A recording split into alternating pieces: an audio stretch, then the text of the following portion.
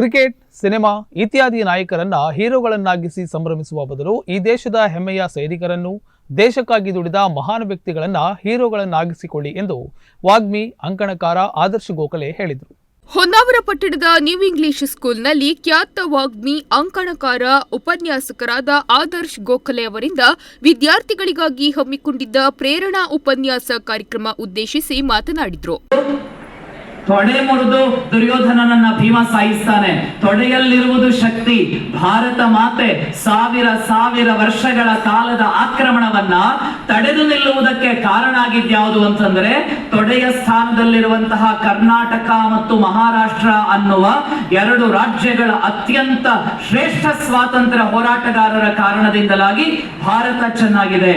ಭಾರತ ಮಾತೆಯ ಕಾಲುಗಳೆಂದರೆ ಅದು ಸಾಕ್ಷಾತ್ ಕನ್ಯಾಕುಮಾರಿ. ನೀವೇನಾದ್ರೂ ತ್ರಾಸಿ ಮರವಂತೆ ಬೀಚ್ಗೆ ಬಂದ್ರೆ, ಸುರತ್ಕಲ್ ಬೀಚ್ಗೆ ಬಂದ್ರೆ, ಮಲ್ಪೆ ಬೀಚ್ಗೆ ಬಂದು ಸಮುದ್ರದ ಹತ್ರ ಹೋಗಿ ನಿಂತ್ರೆ ಸಮುದ್ರ ಹಾಯ್ ಅಂತ ಹೇಳಿದ್ರೆ ಸಮುದ್ರ ನಿಮ್ಮನ್ನ ಓಡೋಡಿ ಬಂದು ನಿಮ್ಮ ಕಾಲುಗಳಿಗೆ ನೀರನ್ನ ತಾಕಿಸಿ ವಾಪಸ್ ಹೋಗ್ತದಲ್ಲ, ಹಾಗೆಯೇ ಭಾರತ ಮಾತೆಗೆ ಲಕ್ಷ ವರ್ಷಗಳ ಕಾಲ ಸಮುದ್ರ ರಾಜ ಕನ್ಯಾಕುಮಾರಿಯಲ್ಲಿ ಕಾಲು ತೊಳಿತಾ ಇದ್ದಾನೆ. ಹಾಗಾಗಿ ಭಾರತ ಯಾವುದು ಅನ್ನುವ ಪ್ರಶ್ನೆಗೆ ಇವತ್ತಿನಿಂದ ನಮ್ಮ ಮಕ್ಕಳು ಮ್ಯಾಪ್ ಹಿಡಿದು ತೋರಿಸಬೇಕಾಗಿಲ್ಲ. ನಿಮಗೆಲ್ಲಾದ್ರೂ ಭಾರತ ನೋಡಬೇಕು ಅಂತ ಹೇಳಿದ್ರೆ ನಿಮ್ಮ ಫ್ರೆಂಡ್ಸ್ಗೆ, ನಿಮ್ಮ ರಿಲೇಟಿವ್ಸ್ಗೆ, ನಿಮ್ಮ ಸಂಬಂಧಿಕರ ಸಿಕ್ಕಿದವಾಗ ಅಣ್ಣ, ಅಕ್ಕ, ನಿಮಗೆ ಭಾರತ ನೋಡ್ಬೇಕಾ, ನೋಡಿ ಇಲ್ಲಿ ಅಂತ ಹೇಳಿ ಸೊಂಟದ ಮೇಲೆ ಕೈಯನ್ನ ಇಟ್ಕೊಳ್ಳಿ. ಕೈಯನ್ನ ಇಟ್ಕೊಂಡು ಹೇಳಿ, ನನ್ನ ತಲೆಯೇ ಕಾಶ್ಮೀರ, ನನ್ನ ಎದೆಯೇ ದೆಹಲಿ, ನನ್ನ ಹೊಟ್ಟೆಗೆ ನಾನು ಸೊಂಟದ ಮೇಲೆ ಕೈಯನ್ನ ಇಟ್ಟುಕೊಂಡರೆ ಒಂದು ತುದಿ, ಇನ್ನೊಂದು ತುದಿ ನನ್ನ ತೊಡೆಗಳೇ ಮಹಾರಾಷ್ಟ್ರ, ಕರ್ನಾಟಕ, ನನ್ನ ಕಾಲೇ ನಾನೇ ಭಾರತವೇ ನಾನೇ, ಜೋರಾಗಿ ಹೇಳಿ, ನಾನೇ ಭಾರತವೇ, ನಾನೇ ಭಾರತವೇ. ಡಾಕ್ಟರ್ ಅಬ್ದುಲ್ ಕಲಾಂ ಹೇಳುವಂತೆ ಕನಸು ಕಾಣುವ, ಕನಸನ್ನು ನನಸನ್ನಾಗಿಸುವ ಪರಿಶ್ರಮ ಪಡುವಂತೆ ವಿದ್ಯಾರ್ಥಿಗಳಿಗೆ ಕರೆ ನೀಡಿದ್ರು. ತಂದೆ ತಾಯಿ ಮತ್ತು ಶಿಕ್ಷಕರನ್ನು ಭಕ್ತಿಯಿಂದ ಕಾಣುವಂತೆ ಕಿವಿ ಮಾತು ಹೇಳಿದರು. ಇದನ್ನ ರಾಮತೀರ್ಥರು ಹೇಳ್ತಾರೆ, ಈ ಜಗತ್ತಿನಲ್ಲಿ ವೇದ, ಶಾಸ್ತ್ರ, ಪುರಾಣ, ವೇದಾಂತ ಏನೇ ಇದ್ದರೂ ಕೂಡ ಇಷ್ಟೇ, ನಾನೇ ಭಾರತ, ಭಾರತವೇ ನಾನು. ಈ ಭಾವನೆಯನ್ನ ಪ್ರತಿಯೊಬ್ಬ ವಿದ್ಯಾರ್ಥಿ ಬೆಳೆಸಿದಾಗ ಮಾತ್ರ ನಮ್ಮ ದೇಶದ ಸ್ವಾತಂತ್ರ್ಯಕ್ಕೆ ಒಂದು ಅರ್ಥ ಬರುವುದಕ್ಕೆ ಸಾಧ್ಯ ಆಗ್ತದೆ. ನಮ್ಮ ದೇಶದ ಸ್ವಾತಂತ್ರ್ಯಕ್ಕೋಸ್ಕರ ಲಕ್ಷಾಂತರ ಜನ ಹೋರಾಟ ಮಾಡಿದ್ದಾರೆ.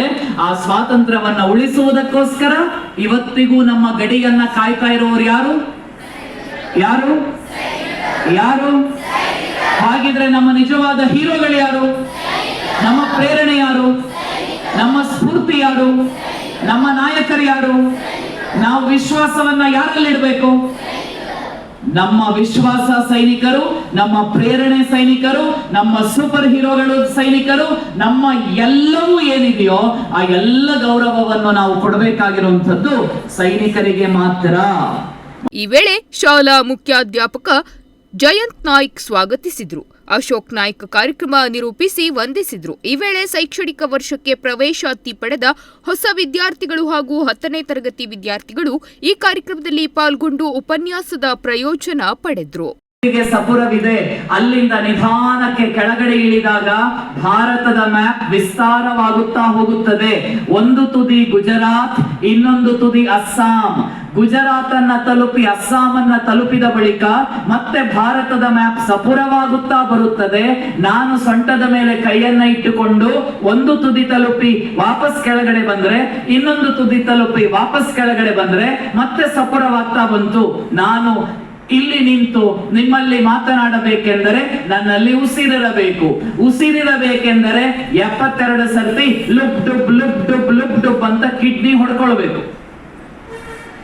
ಯಾವುದು? ಹಾರ್ಟ್. ಸರಿ, 72 ಸರ್ತಿ ಪ್ರತಿ ನಿಮಿಷಕ್ಕೆ ಹಾರ್ಟ್ ಹೊಡ್ಕೊಳ್ಬೇಕು. ಹಾರ್ಟ್ ಅಂದರೆ ದಿಲ್, ದಿಲ್ ಚೆನ್ನಾಗಿದ್ದರೆ ನಮ್ಮ ಇಡೀ ದೇಹ ಚೆನ್ನಾಗಿರುತ್ತದೆ. ಹಾಗೆಯೇ ದೆಲ್ಲಿಯಲ್ಲಿ ಒಬ್ಬ ಗಟ್ಟಿ ವ್ಯಕ್ತಿ ಆಳ್ವಿಕೆ ಮಾಡಿದರೆ ಇಡೀ ದೇಶವೇ ಚೆನ್ನಾಗಿರುತ್ತದೆ. ಹಾಗಾಗಿ ದಿಲ್ ಇರುವ ಜಾಗದಲ್ಲಿ ಡೆಲ್ಲಿ ಇದೆ, ಇಂದ್ರಪ್ರಸ್ಥ ಇದೆ, ಅದೇ ಜಾಗದಲ್ಲಿದೆ ಭಾರತದ ಮ್ಯಾಪ್. ಅಲ್ಲಿಂದ ಚೂರ್ ಕೆಳಗಡೆ ಬನ್ನಿ, ಹೊಟ್ಟೆ. ಎಲ್ಲರಿಗೂ ಇದೆ ಅಲ್ಲ ಹೊಟ್ಟೆ. ನಾವು ತಿಂದದ್ದೆಲ್ಲ ಹೋಗಿ ಎಲ್ಲಿಗೆ ಸೇರ್ತದೆ? ಹೊಟ್ಟೆಗೆ ಹೋಗಿ ಸೇರ್ತದೆ. ಬೆಳಗ್ಗೆ ತಿಂದಿದ್ದು, ಮಧ್ಯದಲ್ಲಿ ತಿಂದಿದ್ದು, ಮಧ್ಯಾಹ್ನ ತಿಂದಿದ್ದು, ಆಮೇಲೆ ಮನೆಗೆ ಹೋಗಿ ತಿನ್ನುವುದು, ರಾತ್ರಿ ತಿನ್ನುವುದು, ಜಗದು. ಈ ವೇಳೆ ಶಾಲಾ ಪೂರ್ವ ವಿದ್ಯಾರ್ಥಿಗಳಾದ ರಾಜು ಭಂಡಾರಿ, ಮಂಜುನಾಥ್ ನಾಯ್ಕ್, ಯೋಗೇಶ್ ಮೇಸ್ತಾ, ಯಶವಂತ್ ಮೇಸ್ತಾ, ಶಾಲಾ ಶಿಕ್ಷಕರು, ಸಿಬ್ಬಂದಿಗಳು ಹಾಗೂ ಇತರರು ಉಪಸ್ಥಿತರಿದ್ದರು. Nudisiri news desk Honnavar.